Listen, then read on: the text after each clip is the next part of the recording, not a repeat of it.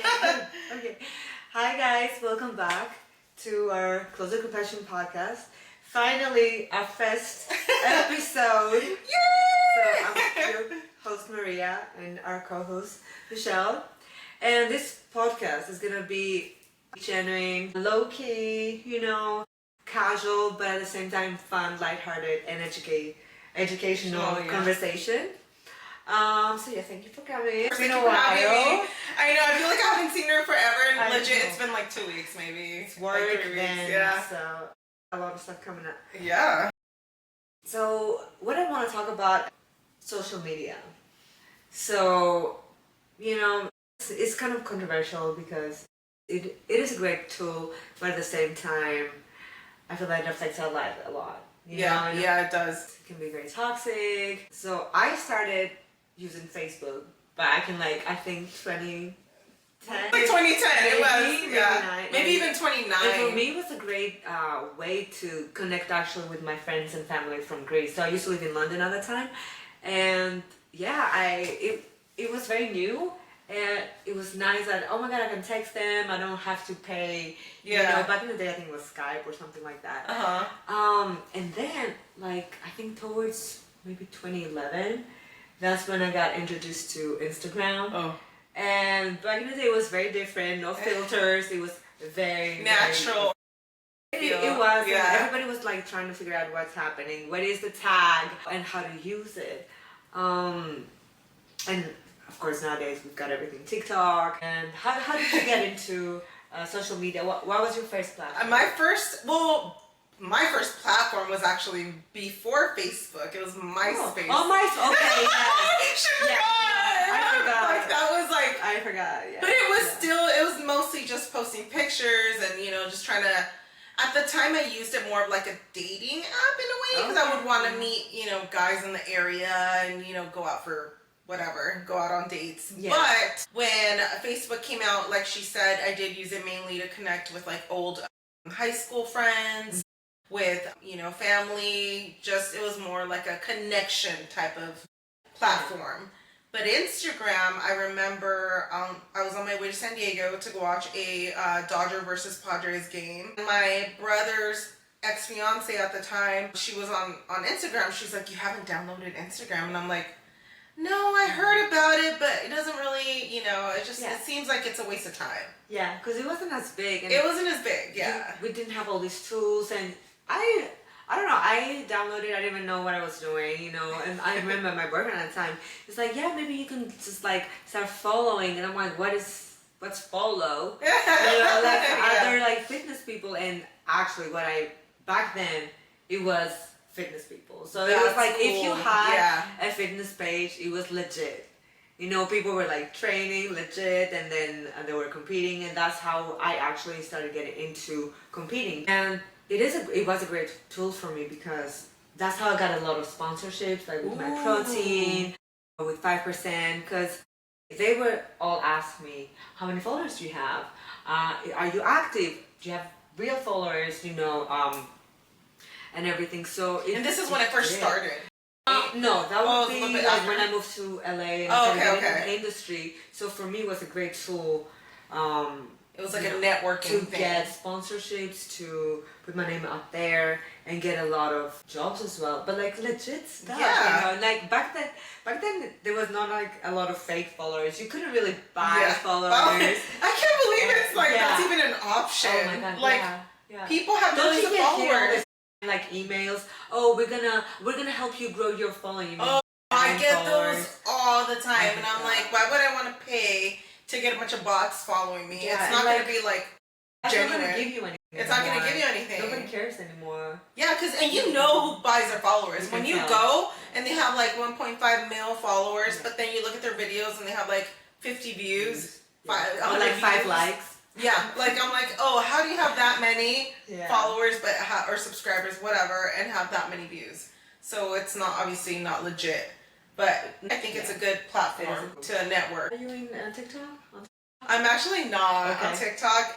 Because it's a big tool for actors. Yeah, it is, especially content creators. I know that a lot of people, they post their skits, but I haven't, and my reasoning behind that is because I feel like I'm already busy with my life. I get overwhelmed easy as well. And legit, like, meeting up with Maria to me is like my fun. That's like my fun. This, the whole thing is fun to me. But being so busy and overwhelmed with a lot of things that are coming up, especially these big projects, I feel like TikTok would literally just hold me back a little bit because it's distracting. I'm not talking crap. Everyone I know has TikTok. But me, knowing myself on how distracted I get. TikTok. My twin sister doesn't like TikTok. She doesn't even know. I tell her, oh, I got this from TikTok. It's like, what do you mean? Oh, there's a shop. Oh, and they she didn't know there's a TikTok shop. They gave me, I get so many stuff. Dude, it's a good shop though. I'm not gonna lie. It is. Yeah. I think it's like you just scroll and you're like, I get that. Yeah. It's not that expensive. And like, you definitely didn't need to buy it. You don't even have to be a TikToker to actually go to the store. Oh, I bought a couple things off of the TikTok shop before, and I don't even have TikTok. And I got a couple things from there. I got some probiotics that actually work pretty good, but. I just feel like it would be a distraction for my life because I get distracted easy. I'm already distracted on Instagram. I'm like for an hour. The second point I wanted to make is that, as I said, like for me it was a great tool. I got my sponsorships. That it actually helped me to get my green card. Cool. The other thing that I wanted to mention is that for younger generations, I think that social media can be very toxic. Oh yeah. Because nowadays they are scrolling all day. They don't go out and play and just interact with other people, and they feel that, okay, we are exposed to like all these filters, all these like high standards, and that can definitely be toxic and intimidating. It's sad because I feel like it's also like a pressure for young girls to get skinny, but like not in a healthy, natural way, like in bad ways, like I think nowadays it's not skinny that much. It's like the BBLs. That is true. The BBLs and the. I saw someone with a BBL yesterday. I haven't seen it in a long time. And I saw two girls walking. You have to go to Miami. My roommate said those girls must be from Miami, and I looked at her like, this conversation was. They had the fake lips and like the huge butt, small waist, big boobs. But you're right, because I haven't seen that many BBLs ever since I moved back to LA. It's not as common here. No, but it's funny that she even said they must be from Miami. I'm like, how do you know this? She knows that Miami is very. So how do you deal with like a balance when you use Instagram or your social media that you use it as a tool and you don't let it affect your lifestyle, your being. Yeah. How do you? Well, for me, for me, it's like, you know what? When I get overwhelmed, it's like self-check, and I'm like, okay, now it affects me, so I like turn it off, put it on the side. Yes, that's smart. And then I'm like, no, it's all fake, that they show that they have this amazing life, but in reality, it's not like that. That's only edited clips, so I have to like remind myself that this is not real. It's not. People are gonna put their best self out there for people to see. Yeah. And behind closed doors, no. And half of these people don't even look like what they look like on Instagram. They don't. I've met people on Instagram have huge following. In person, they look nothing like that. I'm probably one of them, to be honest. I mean, I use filters. Same, I don't. But only for my selfies, maybe. But like for like my actual film stuff that I do post and skits, of course, no filters, because you can't filter when something you're in, like a vertical drama. You can't filter it because it's out there. I know you can filter videos. I've seen workout videos that you're like, oh my god, you can tell because she's moving and like I would never do that. No, but like I've seen it too, where girls tiny waist, big booty, and you could see like the background moving like a wave. It's like obviously. I actually don't like filters, even like when I do fitness modeling or bikini. She doesn't need filters, guys. Look at her, like she doesn't have filter. I do. But no, I have this. I told the photographer that I worked last that I'm like, just send me the raw files. It's like, you don't want any editing. I'm like, what's the point? It's like, why would I show something? Okay, maybe a little bit of lighting. What's the point of like showing something that I'm not? Yeah, you're right. Yeah, she's always like it's not even like that I hate criticism. It's like I will not respect myself. Yeah. It's like I'm gonna disrespect myself like doing that. So. Yeah. No, you're right. I get it. For like film stuff, I'm gonna filter it. It's gonna be out there. Someone else is gonna see it. And I think acting is not. It's not modeling. I mean, yes, you do want to look good. Yeah. But you want to look vulnerable. Yeah. You're supposed to fit the role. Looking great, unless the role is a model or an actress in a movie. Right. Yep. Like, I don't think that you have to look perfect. I think you have to look real. Real of what your role is. If my role is playing, let's say, a crackhead, I'm not even kidding. Exactly. I'm not gonna be cute. No, I'm gonna look like a damn crackhead because that is my role and that's what I'm getting paid to do. So, 100% agree. But Instagram, you know what? It does kind of mess with you a little bit. I want to say it does. You know, like you see these girls. There's these high standards of how to look, and it does make someone insecure. Even not just a younger generation. I feel like with everybody, you know? And that's the thing, is like, I feel that if it can affect me, you know, which I feel like in my 30s, I don't want to say what, but if it can affect me in my 30s, I can only imagine how it can affect like a teenager. Yes, going through like changes, you know, with her body. Funny things, like I saw like really old pictures of me and my twin sister. Oh my God, where are eyebrows? Where are lips? You know? And I'm like, how did I leave my room? But then I remembered that back then it wasn't the big lips and the eyebrows. Yeah. And we thought that we looked good, you know, to go and that's out. all that matters. You thought you looked good, and at the time, like, that was a style. I had no eyebrows. I kept plucking them off, and I'm like, what is wrong with me? Yeah. But at the time, that was in. Yeah, it changed. Like fashion changes. And I think that back then it was like the skinny models. 5-6 years ago it was more like the fitness stuff, and now it's like curvy. Now it's like BBLs and massive, big boobs, but tiny waist, and it changes, and we just have to like roll with it, roll with the waves, because you know what? This is what I tell people, and I've said it in a lot of my videos. You only have one of you. I gave you just you, and I always say that. Give me.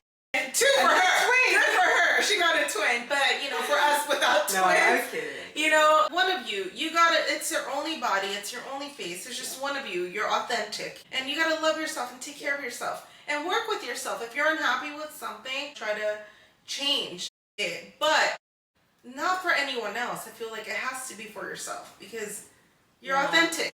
You're right. My sister is great at makeup. And I'm like, even when she goes to Costco, she's gonna put makeup on. She's and so I cute. asked her that. She's I'm like, so cute. I love that. And I'm like, who's gonna see you at Costco? And at the end of the day, you're married. Like, it's like, I don't do it for anybody. I do it for myself. I want to feel good. Girl. I want to feel positive. I'm like, yes. I need some lessons from you because I need to fix my makeup. You know? No, I was gonna tell you your makeup looks good today. No, this is her teaching me. I was like, this is not my normal. I was like, I think her sister taught. She taught me exactly what to do and what products to buy. It looks good. There's like a different world. I don't know either, actually, to be honest. I try so much makeup and I always throw it away because I'm like, oh, I don't like the way this looks. And I'm like, you know what, I spent too much money on makeup.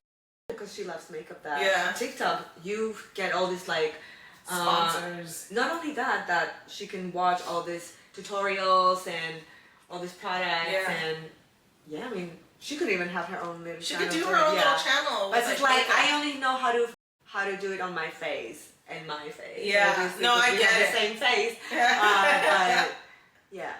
I know. No, it's true. You know, speaking of makeup, like I've tried doing makeup on other people, and it's a lot harder than doing it on yourself. You have to know their face everything, and what goes for their face. Exactly, know? And like it's not. Oh, this technique is for everyone. It's the same. Different. Just like, you know, training. It's or when I'm doing a plan for somebody, it's like it has to be for them. Yeah. Not everything will work for everyone. Exactly. You know, say you don't like cardio, and I don't know, maybe you like to do yoga. You know, it's not for everyone. 100% agree. I wanted to actually bring up a subject that I've been thinking about for a long time. Okay. And it's about guys. Like ex-boyfriends, you know. I do a lot of thinking about like relationships in my past and like why they didn't work out. Maybe it was me, maybe it was them. It's always them. It's always them. So I thought, you know, I was thinking about like people that are obsessed with lying. Let's just say, that's a very good point, actually. It happens to us. And I think it's not even the obsession, just lying. for no reason. No, they do have their reasons. That's what I think. Oh, okay. They do have their reasons. So, and because you said that, made me remind me. There's this guy in the gym. I think I mentioned it before. That he tells me all these things that is straight up lie to get my attention. And then when we're not in the gym, like he won't reach out. And the funny thing is, like, he's the one that reached out to get my number. And I'm like, I try to understand why he's doing that, because everybody's doing something for a reason. And I figured that he does it because he wants this excitement in the gym, or maybe to show other guys that he talks to pretty girl at the gym. Yeah, because I had people asking me if that's my boyfriend, because that's how he looks like. Yeah. And I'm that's like, how he acts like, when he sees that you. That is a lie. Like, you're a lie. He's a straight up lying to me. Yeah. He's a liar. Because he's not anything. No, because if a guy wants to take you out, he's gonna take you out. He's not gonna bullshit you. I think he's gonna call, text, and you guys are out. You don't even know when it happened. But yeah, what do you? Because like you were saying about lying, just in general, like just lying just to lie, and it's like, it was an example, and these are little things. People call it white lies; they're not a big deal, but when they add up, colors now? No, well they say because it's not a big deal. But you know, like when they add up, it's kind of like. You know, it kind of turns into a big deal when it's continuous and it keeps happening. But why would they do that? I don't know. That's my question to the guys out there. Like, what is the point of lying all the time? You lie either to like escape a situation or to cover something. Nothing. Not even to maybe cover. Maybe. So there's an example. Like, I had an ex-boyfriend.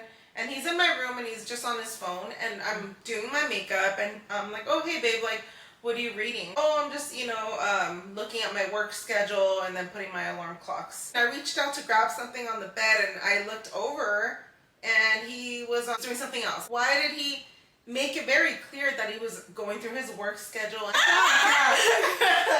little lies like that. Because even if something small that we want to hide, we still want to hide something. Yeah, but why?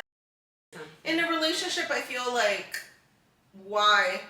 You're going to be lying. Obviously, you're not really in love with your partner. Yeah. Why even continue that? Might as well just be single. Or you can still be in love, but hide things. Hide things. But I just don't see the reason, the point of hiding anything. I don't.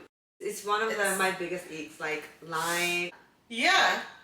It's like, I don't like you. I don't deserve that. I meet somebody that I appreciate honesty. That means like I hate lying. But I'm just saying to you politely, like, I really, really appreciate honesty and communication. I think if you have those two things, that you're gonna have fights. I mean, I fight with my sister all the time. I fight with myself, But I think that if there's communication and honesty, it's gonna be a little bit smoother. Yeah. And then you can trust them. Yeah. And it's also like, you want them in your future. You picture yourself with this person doing things and like succeeding together, you know? So you invest. Yeah, you invest in this person. It's going to be a problem. Maybe it's not a big problem now, but it's going to build into a big problem because you're not going to trust this person. There's people I know, they choose to be single because they don't want to deal with that stress. It's a possibility. You meet someone, he might be is it called a pathological liar or is it called a compulsive liar? I might be wrong, but I think pathological, they even believe their own lies. Oh, that's not good. I met people like that. I met guys like that. But yeah, as you said, like even like small, big, for me it's like all lies. Yeah, all lies is a lie. No matter the severity of it, no matter how big, how small. Like I appreciate that. Like I really, really appreciate when somebody fucks up, but then they have the balls to tell you. Like, hey. Life taught me that. I was working at a bar in Miami and it was like a 12-hour shift and we were cleaning and super tight. I dropped one of the registers and it cracked and it was a new place. So we literally opened that place and I'm like, fuck, and my boss, like their manager was scary. Anyway, so he came to check the bar, if it's clean and everything, and he goes, who's that fuck broken? And I go, oh my god, that would be me. Fucked up. I'm so sorry. You can take it from my paycheck. Yeah. And he goes, please, I want everybody here. I'm like, oh my god, I'm gonna get fired on my first day. Oh, like, you know what? She probably like dropped it, but I know I can trust her. She's ballsy, and I'm like, you know, it felt good. I was so scared of this guy, and then but the fact that he pointed that out, he's like, no, I don't want you to pay for it. It's fine. I know I can trust you. That is awesome, Maria. That's awesome. Yeah. I love that. So that's when I see it on other people. Honesty. I dig that. Yeah. That's awesome. Yeah. What other question do you have about? Well, that was my thing. That was like. You know, well, the relationships that I've been in a lot of crappy ones, and I noticed that a lot of times I was talking about liars, and now that I think of it, I think like about 90% of everyone I've been in a relationship with has always like lied a lot, like a lot. It's like to the point where I can't trust this person. Why am I wasting my time? It doesn't feel like you're investing. It feels like you're wasting. Like you don't get that time back. And that's like the only thing we can never have back, you know. So you gotta be big thing, yeah. About who you date. I mean, I try to see everything as a lesson. I don't want to regret things, even though there was a relationship that I regretted. Because it left me with panic attacks. Try to stay away from narcissists. Might end up crazy. I've been in a relationship. Because that's like my 3 last relationships. That's how it ended. We rush into things, and then at some point, I just started losing that feeling. And I'm like, did I rush? Because it felt real in the beginning. You're in the honeymoon stage in the beginning. Me that I get excited because I do that. And then I see things and I'm like, yeah, it's fine. Yeah, it's fine. And then in the end, I just started getting turned off. Oh, no. And then I wake up one day and I kiss them and I don't feel anything. That happened to me. Has it happened? Yes, it happened to me. So I'm not the only one. No, hardcore happened one time. I was so into this guy for the first couple months, hardcore. I just wanted to jump on him, you know? And then slowly, just like by his actions, the way he treated me, the way he talked to me, the way he was very aggressive, you know, and just to the point, like, I like a little bit of aggression, but more... You do? More in the bedroom. You know what I mean? That's what it is. I don't like aggression. Inside or outside the bedroom. Don't be aggressive to me. But... in person, just very demanding, very condescending, and just all of a sudden his looks started fading away in my eyes. I just thought, and then the last time I looked at his face, and I'm like, ugh, he's so ugly. Why was I into him? I think you could see like his soul. Yes. On his face. 100%. Ew, I was disgusted, and the thought of him makes me go. That's weird. How so you were creating like this different person in your head, and then they show their real color. Yeah. Another question is, and talking about social media, have you ever met somebody that you followed, that you had like a crush on them, and then they were completely different from what you thought they were going to be? Oh, like in person? Yeah. I haven't actually. I've met people, but it's people not in like attracted, like, oh, you know, you're a photographer, cool, like I need a photographer, you know, that kind of thing. Yeah, like networking, but not in that way. I know what you're talking about. I've met somebody that I had a crush on, but I've met guys that they look super cocky and alpha male or whatever, and then when you meet them in real life, they're actually super nice. It's like the opposite. The opposite. Yeah. Like I was following this guy. I don't want to say the name, but he's like a big teddy bear. So I was following him, and he looked like douchebag.